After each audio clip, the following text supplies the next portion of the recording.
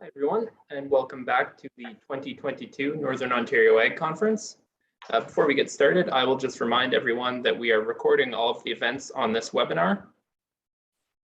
And you will be, and we'll be putting them up on the Northern Ontario Farm Innovation Alliance YouTube page for anyone who missed them or anyone who would like to see them again. So keep an eye on NOFIA's social media and we'll let you know when those are available.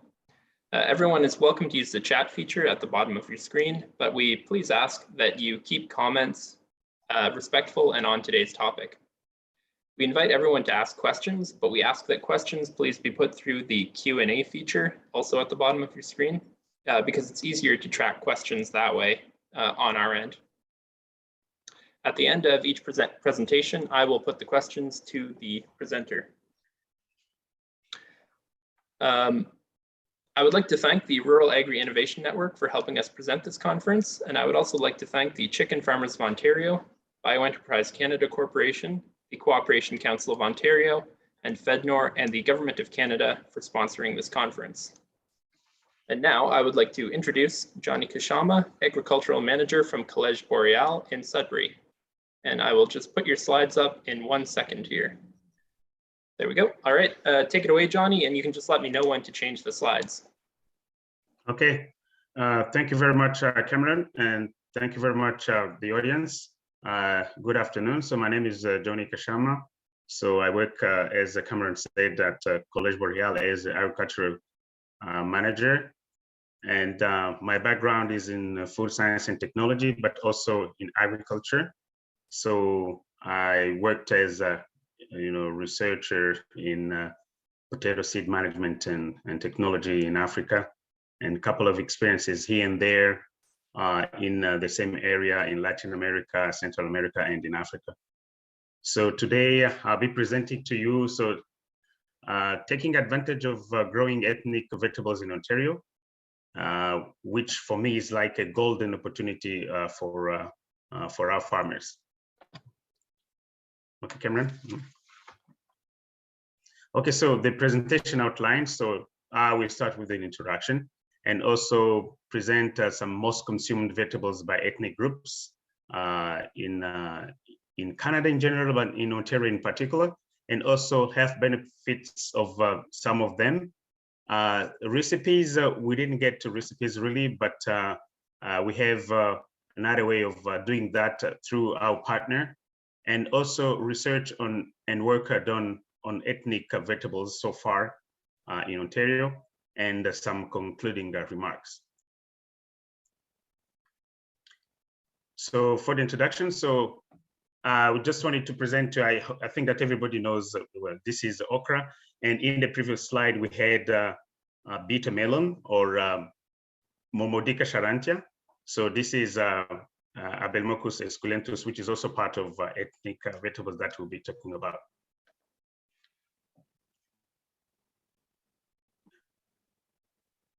So what is ethnic vegetables by definition? So it is defined as a vegetable or herbs of specific variety, which were not traditionally grown in Canada, but were imported and currently being grown on a limited scale. And they are also referred to as exotic, unusual, word vegetable or word crops, and of high value crop. So when I say limited scale, everybody understands, because they are not really if they are not cultivated or grown on a large scale, then the availability in stores is very, very low. High value crop because compared to traditional crops like pepper, carrot, or spinach, pound for pound, they are really of high price. So that's why we call them high value crop. Yes, Cameron. So according to Statistics Canada, so they estimate that by 2031, so 63% and 59% respectively of Toronto and Vancouver's populations will be visible minority. So when we say visible minorities, so that's why I wanted to put those pictures so you see exactly what we're talking about. So people from all over the places. Or I mean, coming, from elsewhere, to Canada. So while these changes are most evident in larger destination cities like Toronto, Vancouver, Montreal, Halifax, but it is a trend that is occurring across the country.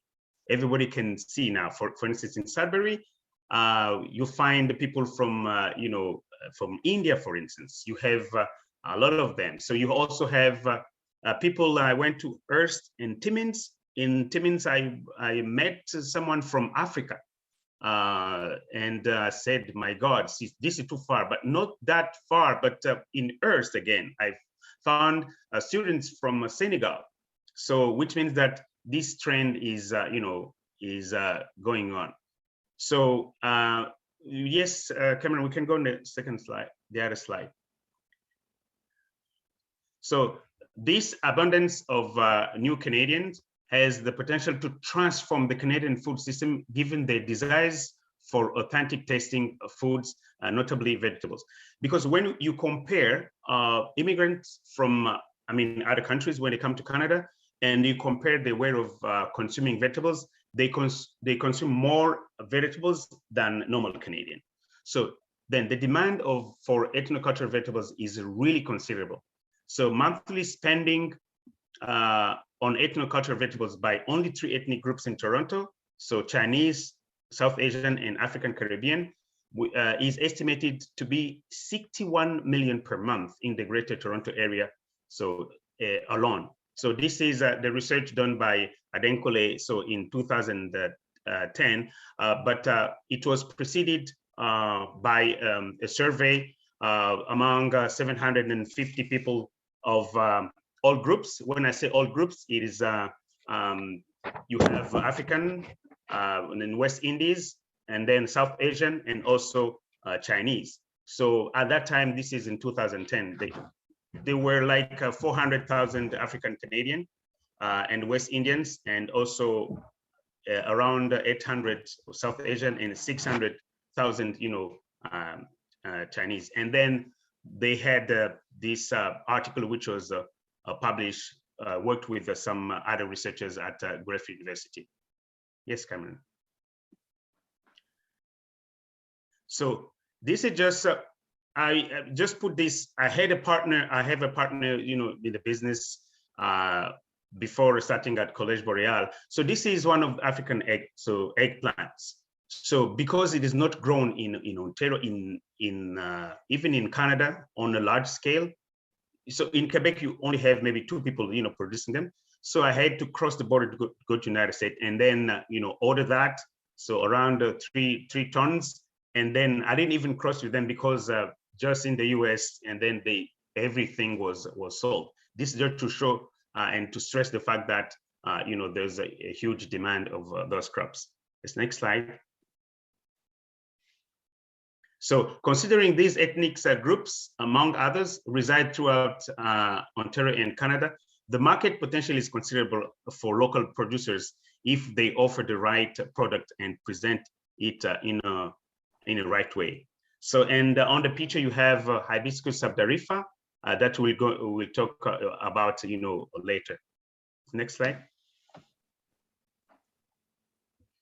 So Canadian, as we know, are also cross-cultural eaters, exploring new cuisines and seeking out new foods. So this presents a significant economic opportunity for Canada's horticultural industry, which must evolve to meet the demands of the changing consumer palates. In fact, so when there is a shift in demographics, there should also be a shift in the market. And this is what we're trying to stress in these kind of conferences. Yes, next slide, Cameron. So growing and selling special crops or developing new value added products can attract new consumers and potentially increase the income of farming business. So we should therefore acquire this new clientele and keep it, as well as target the best markets to benefit from these additional revenues. And this is quote from OMAFRA. This is around the period where they started the research project, in Vineland Research Center. So next slide. So, and then, so now we ask the question, what are the most demand, word crops in Ontario? So on the screen, you have, as a picture, you have Ocimum gratissimum or African basil. In India, it is also called ram tulsi.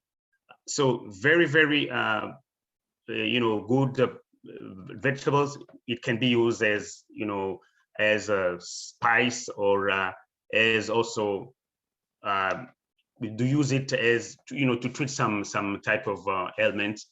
And also it is also used in Indian cuisine as well, and medicine. So next slide.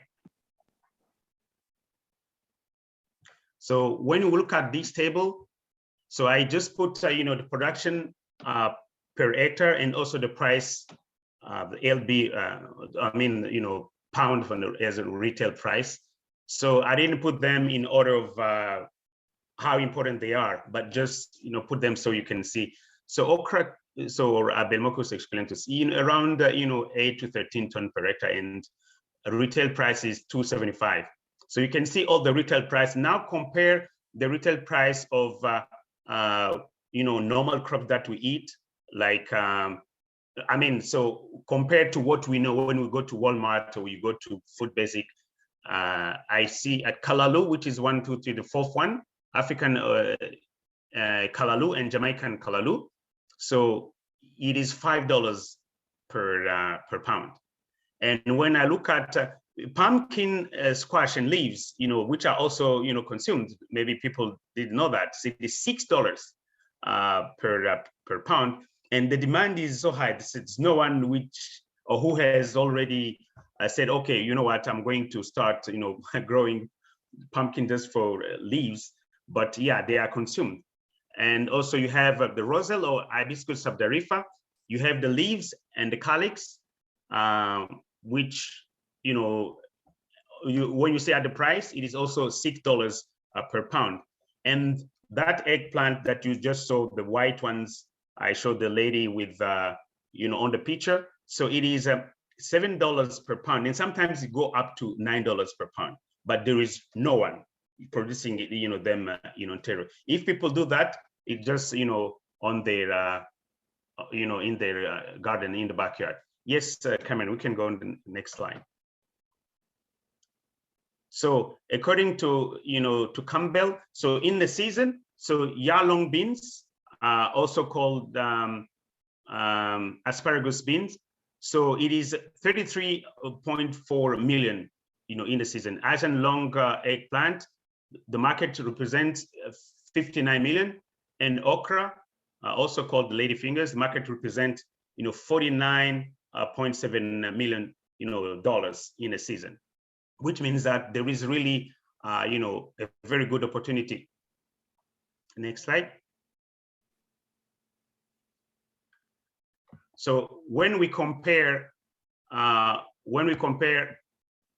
I can't see on the top. Oh, so it is just the share, okay.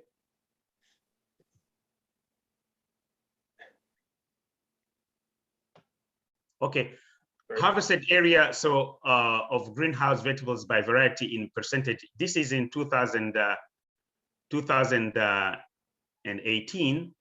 So in Ontario, so this is the production in greenhouses. You have tomatoes represent 37%, lettuce 2%, cucumber 27%, and also the other one is pepper, which is I think it is 27%, because I can't see the screen. So I just wanted to compare. So when you look at the tomatoes and the cucumbers and the pepper, it takes almost 89, 80, 88 or 86% of production of of vegetables in the greenhouses.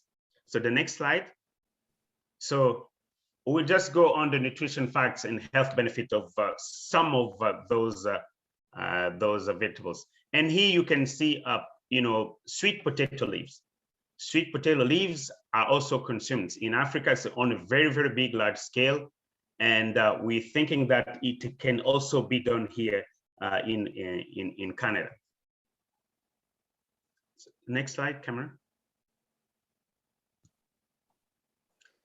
So we will start with Hibiscus Subderifa, so which is also called roselle, or sometimes they call it Jamaican sorrel, which is not really the right way to say it. Sorrel is another, it pertains to another genus, which is Rumex acestosa, but normally you should say, roselle.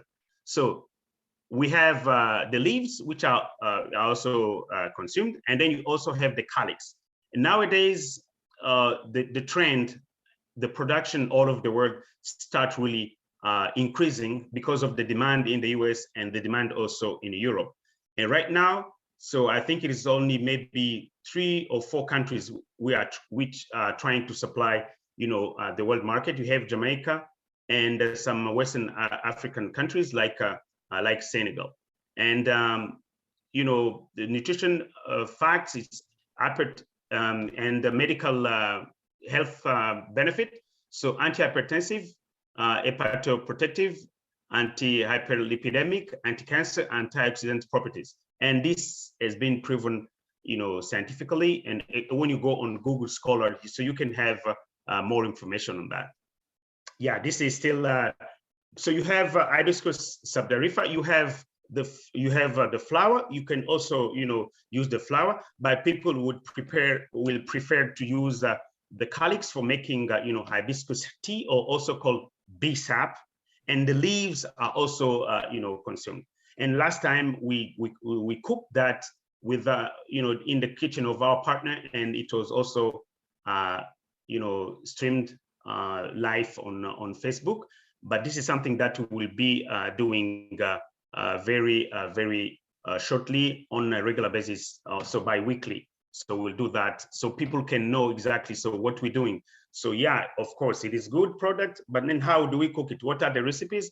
And we have already done some recipes for that, some of those, vegetables. Next slide. So for this bisap, so we use calyx, leaves or flowers. You can do the hibiscus tea, and then it is very high nutraceutical value. It decreases body weight and obesity complications. The resulting product have an interesting acidity and a bright red color due to the presence of anthocyanin, so especially delphinidin. Delphinidin, is going to give this blue color. As you can see, you also have the flower, which is called delphinium. So it comes from delphinidin, which is inside, and cyanidin 3 or some sort. These are all of antioxidants.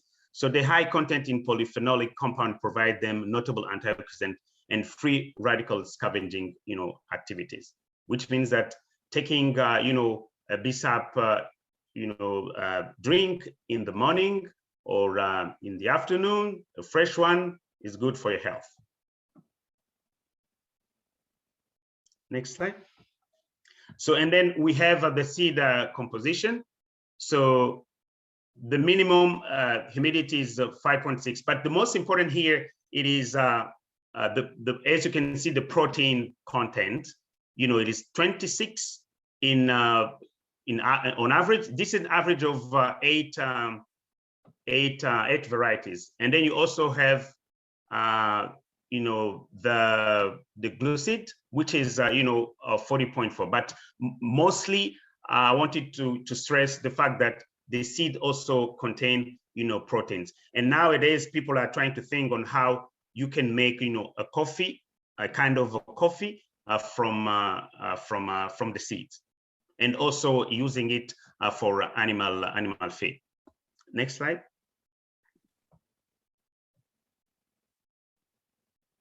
So this is just the summary of all the beneficial effects of hibiscus leaves and also calyx. So but mostly people use mostly for anti-hypertensive effect. Okay, let's go on next slide. So now we're going to talk about Amarantus. Those who are farmers, in here would maybe, they come across with some of the Amarantus in their field. And mostly it is Amarantus retroflexus. It pertains or belongs to the same family. So here you have you have Amarantus creantus, but they didn't put it in the order. It is not what they write down.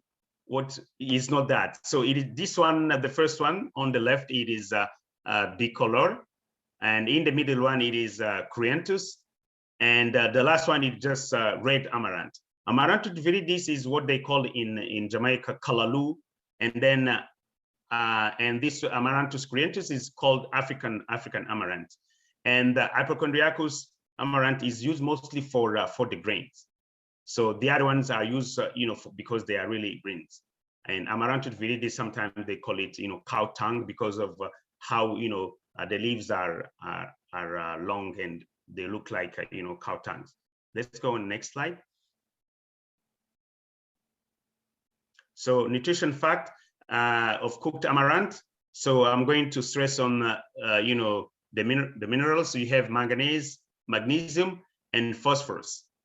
So 105% of daily intake value, magnesium 40%, and also phosphorus 36%, even iron as well. So 29%, which means that it is a very good source of mineral. Next slide. So we have the Pomea batatas, which is sweet potato leaves. You don't eat only the tubers, but you also eat the leaves. Let's go on the next slide. So sweet potato contains polyphenols, protein, vitamin, minerals, and other functional micronutrients. The phenolic compounds including caffeoleichenic acid, and also flavonoids and anthocyanins. So all of them, they are just antioxidant, and then they will help for scavenging, free radicals. And as you can see, so instead of going in Shopper Drug Mart to buy quercetin at $39, I don't know, it's around, I think it is 100 pills. You just you can just eat sweet potato leaves, and we're going to to teach you how to do that. Okay, next slide. So I talk about pumpkin leaves and squash leaves. So they are consumed almost all of the places, but in Canada we just use them most of the time for pumpkin during in Halloween time, but they have more than that. So you have you can eat the fruit, botanically the fruit. You can also eat the flesh, of course, but also the seeds as well. So we will in our cooking sessions we have already conceived recipes that people can use to cook them, but you can also use them as a salad. Okay, next slide. So they can, as I said, you can eat them raw, cooked pumpkin leaves. They had highest index of nutritional quality protein. Both raw and cooked leafy vegetable contain high level of beta carotene, with a total beta carotene level in the range of 790 to 6,134 microgram per 100 gram. So this is not really far from what carrot gives us, because as we know, carrot is the one which has more beta carotene, but this is just 6,000 microgram less than carrot. So when I say 6,000, when I take 200, so I'm going to double the amount. For carrot, when you take 200 gram, you will have around you have around 15,000, and for pumpkin leaves you will have around 12,000. So it is a good source of beta carotene as well. Next slide. So, and then I also stress that the mineral in in the leaves. You have copper, manganese, magnesium, phosphorus, and potassium. And we know what they do in the body. So magnesium and manganese will help in enzymatic reactions, and manganese as well is going to help in the bone formation. So it is very, very good health benefit. So next slide. So this is just all the vitamins that you also find in the leaves.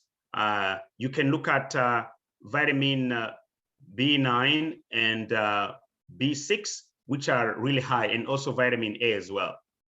So it is a good source of vitamins. Next slide. So what has been done, in Ontario?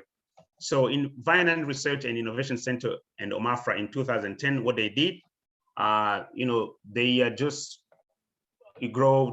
they grew 3 crops: Indian and Chinese eggplant, and also okra. Approximately after that, 2,900 acres of specialty brassica, so Napa cabbages and bok choy, were produced in the province with a farm gate value of more than 15 million. So, and when I click on this link, so this link is just going to take us to the what it costs to produce okra and what it costs to produce Indian eggplant. So, and this one, for those who want, I can send you because I don't want to go to the link and then come back. So this one can be sent to you. The next slide. So what are we doing at Boreal? So we have already produced enough seeds in our greenhouse for 6 crops. So okra, 2 hibiscus, and 3 amaranth varieties. And this coming season, we're going to produce 3,185 seedlings for ethnic vegetable that we're going to produce. And we also will have 4 trials which are going to be undertaken in 4 stations: in Central, in Powassan, in Sudbury, and also in Whitefish. And this is the picture just showing when we were streamlining the cooking that we did with our partner. And this is something that we're going to do, next month. We're going to do it bi-weekly. So we have 2, cooking session every month starting next month. Next slide. So on our Applied Research Center for Biodiversity in College Boreal, so what we do research, of course, and also we do applied research, and also this past season we produced those seeds. Next slide. So our project goal in what we're doing at Boreal with ethnic vegetables is we want to increase the visibility, availability, and consumption, and popularize also ethnic vegetables in Canada.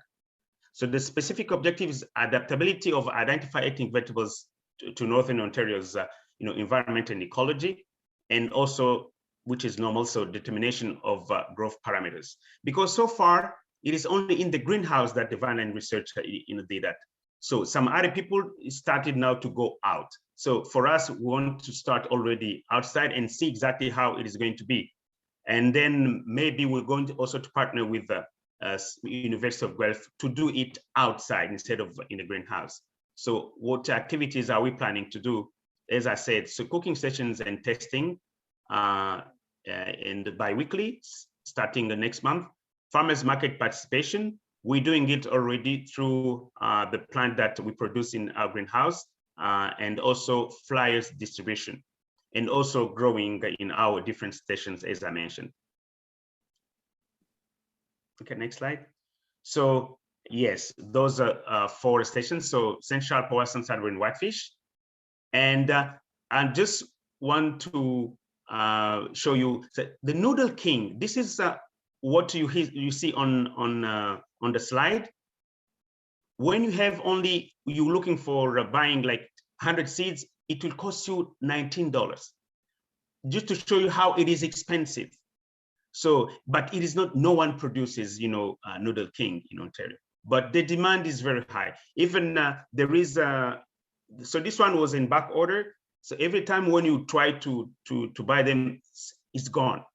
So the demand is really very high. So farmers should really, put that in their mind that this is a good opportunity. Okay. So to conclude, I'm just going to say we have entered a period of significant change in the food industry and food consumption in Canada. So these changes are being driven by the intensifying needs of our societies for good food, health, and nutrition, benefit. So producing sustainable and equitable system, but then also with the shift in demographic, more diverse consumer palette as well. So adopting ethnic vegetables means growing, selling, and consuming them. It's become almost like a duty because of the shift of demographic. So the most critical challenge before us is to develop and adopt ways of raising awareness on the food diversity that the ethnic vegetables, is bringing. So now, if you are an African proverb say that if you are looking for a fly in your food, it means that you are full. So for me, I'm already full of ethnic vegetables. Now I ask the question on the last slide.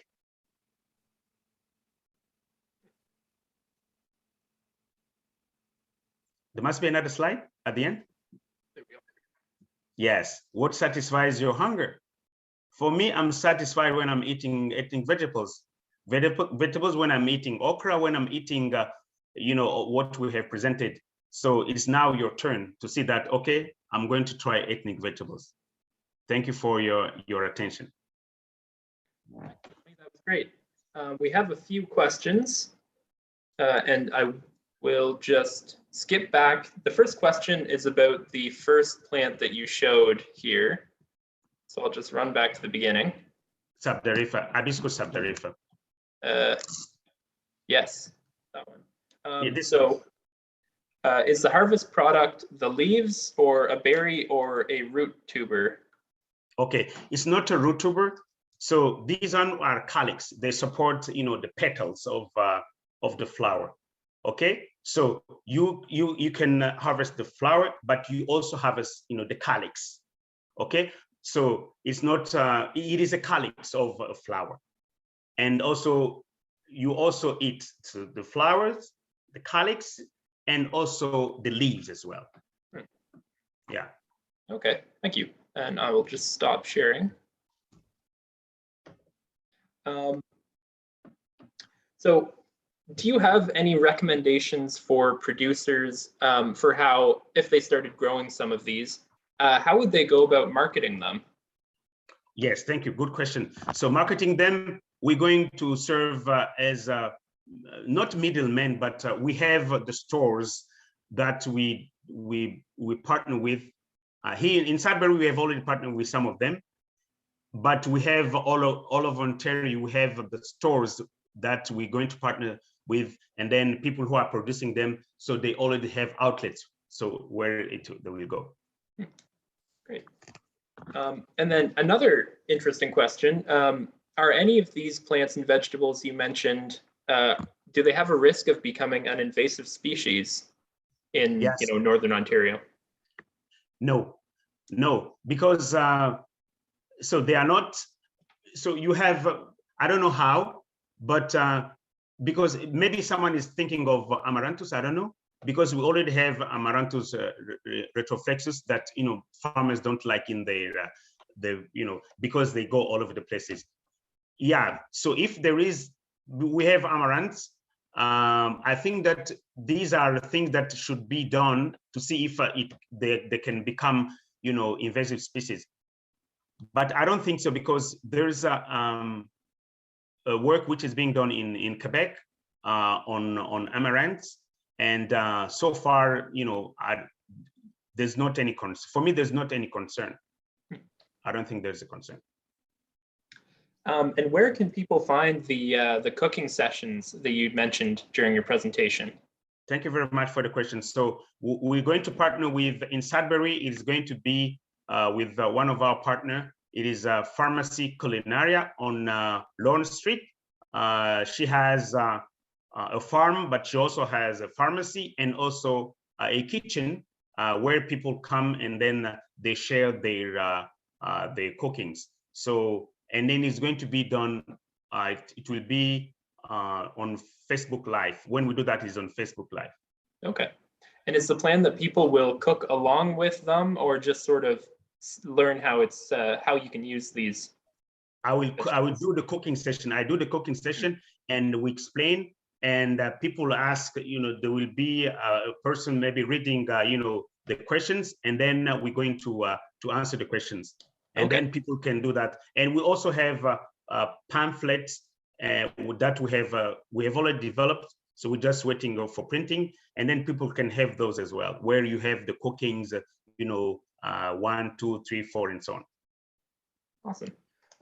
And so is there any opportunity for farmers who are interested in, trying some of these vegetables or getting involved in your research at all, being a trial location?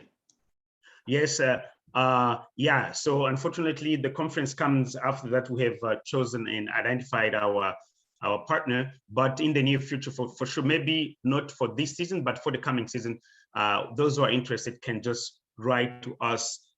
That's why I provided the email, and also even the phone number can be also provided, so they can contact us, and then we see what to do to partner with them and work with them in the future. Sounds good. And one more question here. Can you assist with sourcing ethnic food seeds or provide any guidance? Yeah, any recommendations for where you would get these sorts of seeds? Thank you very much. We always recommend people to buy, certified seeds. So you will have them on Etsy. So and also Johnny Seeds as well. And also we are producing seeds, those who are interested. So I will be presenting a conference on the 26th on seeds, and I will talk about how we also make those seeds available for those who want to try. Great. Could you, maybe once we wrap up here, could you put your email in the little chat box, and then if anyone's interested, they can get in touch with you with that? Yes, I will put my email. Thank you very much, Cameron. Perfect. So, all right. Well, then I don't see any other questions. So thank you very much for making time for us, Johnny. Yes, thank you very much, Cameron. So let me just write down, say johnny.kashama@collegeboreal.ca. Sure. Boreal. Okay, there we go. Okay, thank you very much, Johnny. Cameron. Okay, thank you, everybody.